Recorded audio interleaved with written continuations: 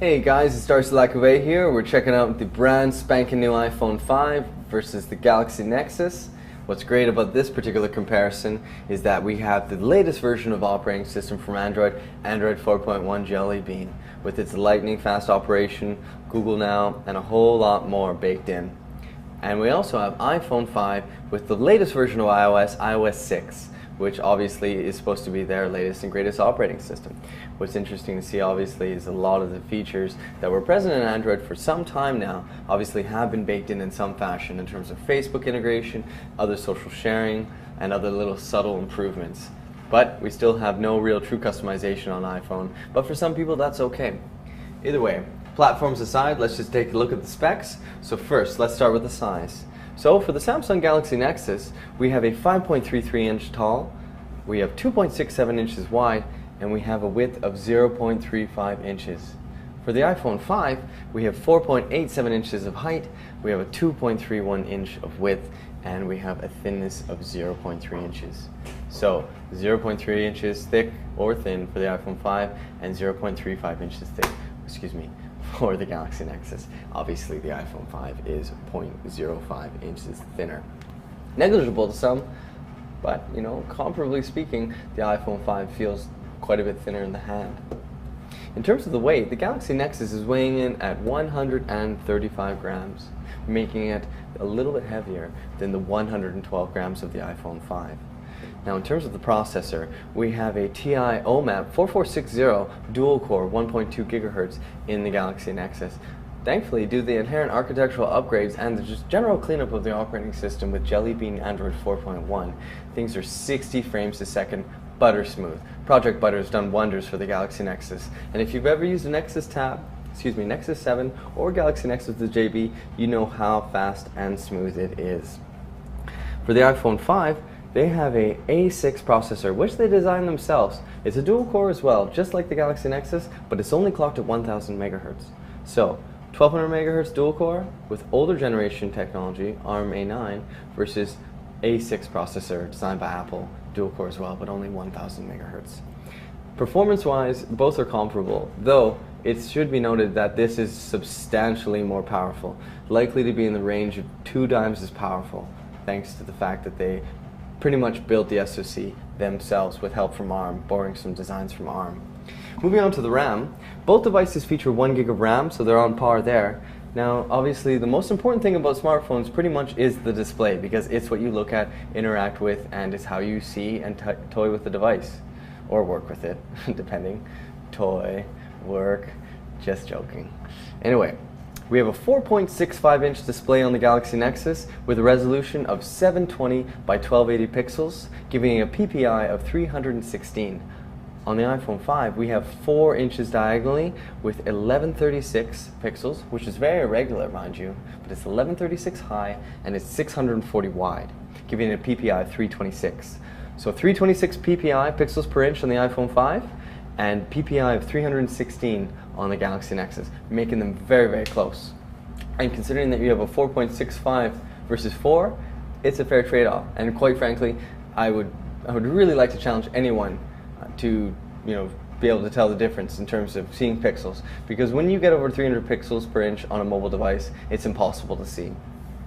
So Samsung Galaxy Nexus features 16 gigabyte and 32 gigabyte iterations for its internal storage, whereas the iPhone 5 has 16, 32, and 64 gigabyte. If money is no object, obviously you get the 64 gigabyte from iPhone and you can just fill it to the brim through iTunes. Now with this one, of course, with the micro USB, you're able to just throw content on there, no problem. Obviously both feature a lot of cloud connectivity in terms of bringing content on, but not everyone has an unlimited 4G plan. In fact, I would reckon to say that very, very few people have unlimited mobile broadband. So sometimes it's nice to be able to have a lot of mobile capacity on the go. Though, both don't have microSD capabilities, so they are on equal playing ground there as well. The battery on the Galaxy Nexus is going to be 1750 milliamp hours, making it a smaller battery compared to some like the Galaxy S3 with its 2100 milliamp battery, but still large enough. Now if you are packing an LTE version of this device, it's not going to be enough to get you through the day if you are a mobile hound like most of us Android lovers are.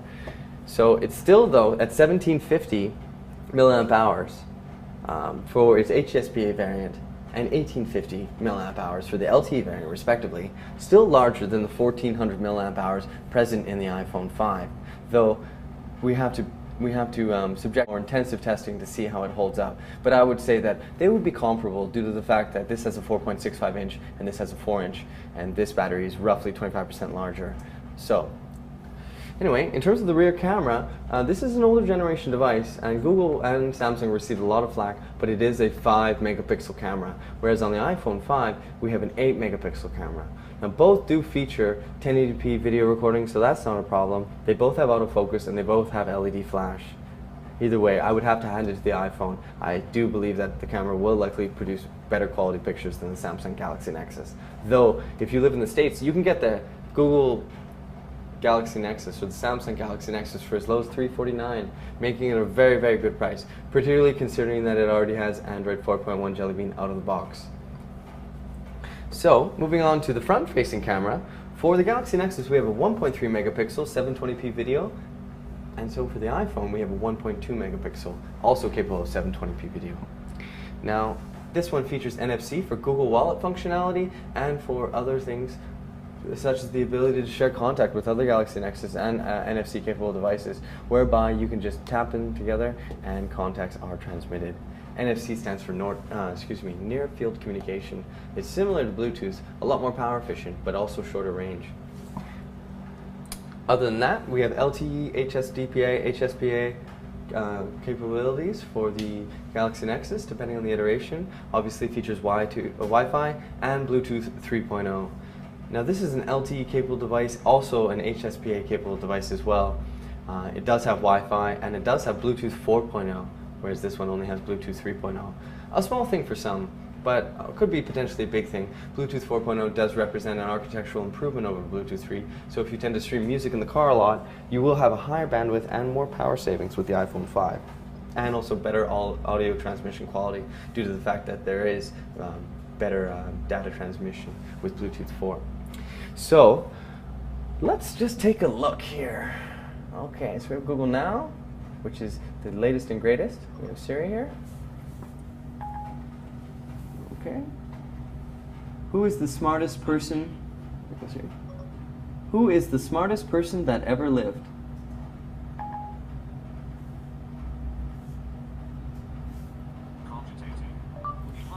Who is the smartest person that ever lived? Well, so we can see that Google Now has brought it up significantly faster. Oh wow, we could do that. Simply a little bit more intuitive. We'll have an independent versus of Google Now versus Siri. They claim to have improved Siri substantially.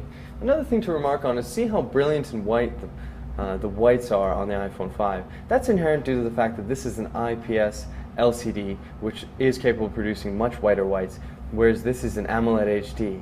AMOLED HD will produce richer colors, but white is not its strong suit. In fact, it consumes the most power. So if you're a person that does web browsing a lot, maybe perhaps you will like an LCD-based device, be it the iPhone or an HTC device or an Optimus 4X HD.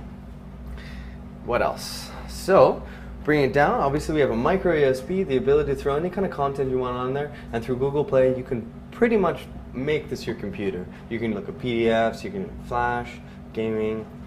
There's a ton of different stuff you can do with Android. Obviously it's highly customizable, but the fact that you can just throw files on through a micro USB is very convenient. Obviously we know iTunes. Other than that, we have MHL connectivity, and MHL stands for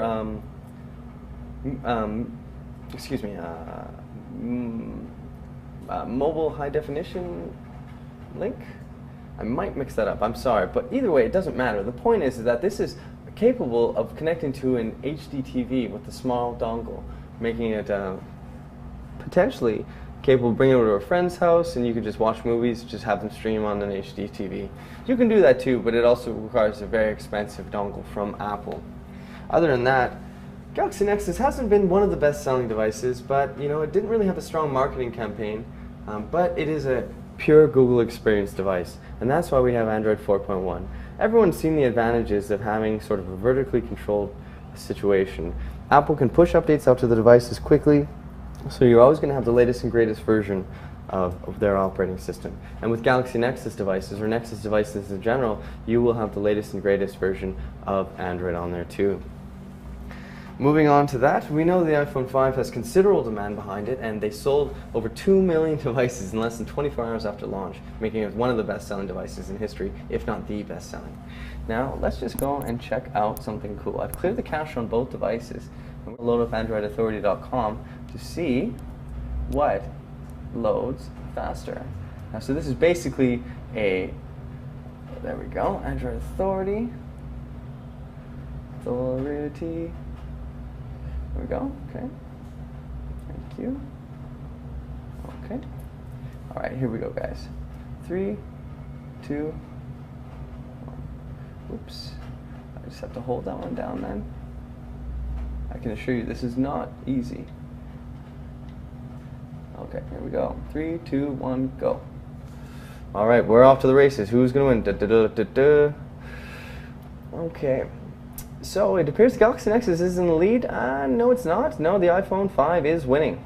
And that doesn't actually seem problematic at all. I mean, the processor that's contained within the iPhone 5 is about 200 to 250% more powerful than the TI OMAP dual-core. This is an architectural leap ahead with the A6 processor. Brilliantly smooth project butter, akin to the iPhone. As we've seen with other Versuses that you've probably looked at, the iPhone 5 takes the cake when it comes to fluidity of browser operation and pinch to zoom. It's set the industry standard. But with Android 4.1 Jelly Bean and all the devices that are coming forward, we're seeing that the browsing is very comparable and very smooth on both. In fact, the video camera that we're recording this on is recording at 30 frames a second, and it is not enough to justify how smooth both of these devices are. Really, really remarkable. In fact, it would be very, very difficult to tell the difference. Other than that, you know, we're just looking at two of the hottest devices on the market.